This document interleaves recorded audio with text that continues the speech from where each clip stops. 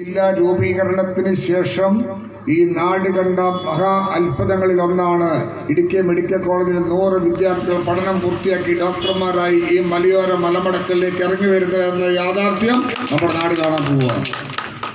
അതൊക്കെയല്ലേ വികസനം. നല്ല engineering college, നല്ല നഴ്സിംഗ് കോളേജ്, IHRD കോളേജ്, കട്ടപ്പനയിലെ ഗവൺമെൻറ് കോളേജ്, കക്കാട്ടയുടെ അങ്ങ് നിങ്ങൾ എന്നാ ദൂരമുണ്ട്. ആ മനോഹരമായ ഗവൺമെൻറ് കോളേജ് ഇപ്പോൾ കാണുന്ന പോലെയാണോ ഇരുന്നത്?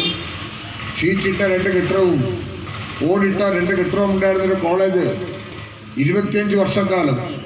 അതിൻ്റെ രജത ജൂബിലിയുടെ സമയത്താണ് ഞാൻ ആ കോളേജിൽ ആദ്യമായിട്ട് ചെല്ലുന്നത്. അന്നതായിരുന്നു സ്ഥിതി. കാലം ഇപ്പോൾ എത്ര കണ്ട് മാറി. 10-12 വർഷക്കാലം കൊണ്ട് ആ കോളേജിലുണ്ടായ മാറ്റങ്ങൾ ആ കോളേജ് പോയി ദർശിച്ചിട്ട് പറയുന്നുണ്ട്. നല്ല ഡിഗ്രി കോഴ്സ്, PG കോഴ്സ്, ഗവേഷണ സാധ്യതകൾ, 8 കോടി രൂപയോളം മുടക്കി പണിതീർത്തുള്ള ഡിജിറ്റൽ ലൈബ്രറി, നല്ല വിദ്യാഭ്യാസ രംഗത്ത് അക്കാഡമിക് നിലവാരം, പരീക്ഷ എഴുതിയ എല്ലാ കുട്ടികളും BA എക്കണോമിക്സ് ജയിച്ച സാഹചര്യം ഉണ്ടായ ഒരു ഗവൺമെൻറ് കോളേജായിട്ട് മാറിയില്ലേ? കഴിഞ്ഞ വർഷം നമ്മുടെ കട്ടപ്പനയിലെ ഒരു തൊഴിലാളി സുഹൃത്തിൻ്റെ കൊച്ച് MSc മാത്സിന് 1ാം റാങ്ക് മേടിച്ച് പുറത്തിറങ്ങിയില്ലേ? ഇതൊക്കെയല്ലേ നാടിൻ്റെ ആവശ്യം. അങ്ങനെ നിരവധി കാര്യങ്ങൾ നമ്മൾ ഈ കടന്നു പോകുന്നില്ല. റോഡ് നവീകരണ രംഗത്ത് ഈ അനൗൺസ്മെൻറ്റ് വണ്ടിയും പ്രചരണ വാഹനവുമെല്ലാം മുൻകാലങ്ങളിൽ ഇവിടെ വന്ന് വോട്ടുകൾ ചോദിക്കുമ്പോൾ നമ്മുടെ ഈ മെയിൻ റോഡ് വിട്ടാൽ പിന്നെ ടാറിട്ട റോഡുകളുടെ എണ്ണം കുറവല്ലായിരുന്നു. സ്വരാജ് കോഴിമല റോഡ് 2011 ബഡ്ജറ്റിൽ പ്രത്യേകമായി പറഞ്ഞുണ്ടായ റോഡല്ലേ. അങ്ങനെ നിരവധിയായ റോഡുകൾ. നരിയമ്പാറയിൽ നിന്ന് കട്ടുറ്റി വഴി വെള്ളിലാങ്കണ്ടത്തുള്ള റോഡ്, ഈ റോഡ് പോകുമ്പോൾ തന്നെ മനോഹരമായ റോഡ് BMDC നിലവാരത്തിൽ 10 കോടിയുടെ നിർമ്മാണം ആരംഭിച്ച് പണി നടക്കുമല്ലേ. ഇപ്പം കല്യാണത്തണ്ടിലേക്ക് വരുന്ന ഈ റോഡ്, കക്കാട്ടുകടയിലേക്ക് വരുന്ന ഈ റോഡ്, വെള്ളയാങ്കുടിയിൽ നിന്ന് ആരംഭിച്ച് കക്കാട്ടുകടയ്ക്കുള്ള നിർമ്മാണം നടക്കുമല്ലേ. BMDC നിലവാരത്തിൽ 7 കോടി രൂപ മുടക്കി.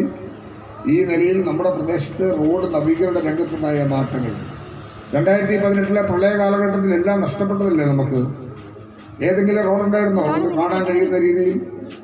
വീടുകൾ നഷ്ടപ്പെട്ടവർ, ഭാഗികമായി വീട് തകർന്നവർ, കൃഷിയിടം നഷ്ടപ്പെട്ടവർ, അതൊക്കെ 2-3 വർഷക്കാലം കൊണ്ട് വീണ്ടെടുത്തില്ലേ. ആ നിലയിൽ ഇച്ഛാശക്തിയെ പ്രവർത്തിച്ചൊരു ഗവൺമെൻറ്റിനൊപ്പം നിന്ന് ഇവിടുത്തെ ജനങ്ങളോടാണ് അങ്ങ് പറയേണ്ടത്.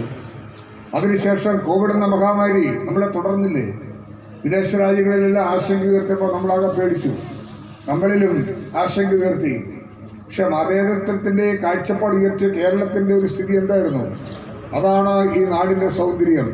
ജാതി മത വർഗവർണ്ണ വ്യത്യാസമില്ലാതെ ഒരുമിച്ച് നിന്നു. ആ വീട്ടിൽ കോവിഡ് ഉണ്ടെങ്കിൽ ഇവിടുന്ന് ഭക്ഷണം കൊണ്ടുപോയി ആ ഗേറ്റിൽ വെച്ചിട്ട് വിളിച്ചു പറയും എടുത്ത് കഴിക്കണം കേട്ടോ. അത്രത്തോളം സാഹചര്യത്തിലല്ലേ നമ്മൾ ജീവിച്ചത്. പക്ഷെ ഒരു ഘട്ടം കഴിഞ്ഞു ലോക്ക്ഡൗൺ പ്രഖ്യാപിച്ചു പ്രധാനമന്ത്രി. ആരും പുറത്തിറങ്ങാൻ പാടില്ല. ഈ കർണാടക അങ്ങാടിയിലായി ജംഗ്ഷനിൽ ആരെങ്കിലും ഉണ്ടായിരുന്നു, ഒരു ബൈസൈക്കിൾ പോലും വഴിയിലിരിപ്പില്ല. കടകമ്പോളം മുഴുവൻ അടച്ചു. സ്ഥിരം വരുന്ന ആൾക്കാരെ കാണുന്നില്ല. തൊഴിലെടുക്കാൻ ജോലിക്കാർക്ക് പുറത്തു പോകത്തില്ല. പട്ടിണി ഉണ്ടാകാതെ രക്ഷയില്ലല്ലോ. ആ പട്ടിണി വരുവാൻ അഭ്യൂഹം പകർന്നു.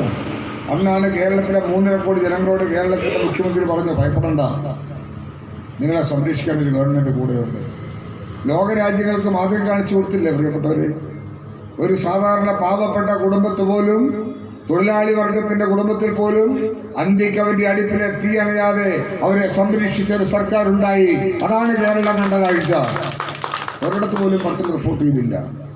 അതിൻ്റെ തുടർച്ചയായിട്ടാണ് 2021 ഈ ഗവൺമെൻറ് വന്ന ഘട്ടത്തിൽ ഈ കാര്യങ്ങളൊക്കെ തന്നെ ഈ മനസ്സിൽ വിചാരിക്കാനും തുടരാനും പ്രളയ കാലഘട്ടത്തിലെ ഓർമ്മകൾക്കെല്ലാം മുമ്പിൽ നിന്നുകൊണ്ട് നമ്മൾ ആരംഭിച്ചു. എന്താ ആരംഭിച്ചത്? ഈ കേരളത്തിൽ അതിദാരിദ്ര്യം തുടച്ചു നീക്കണം. നമ്മൾ വിചാരിക്കുന്നുണ്ടോ അങ്ങനെ ഒരു വിഭാഗം ഉണ്ടെന്ന്? 3 നേരമോ 2 നേരമൊക്കെ ഭക്ഷണം കഴിക്കുന്നവരാണ് നമ്മൾ.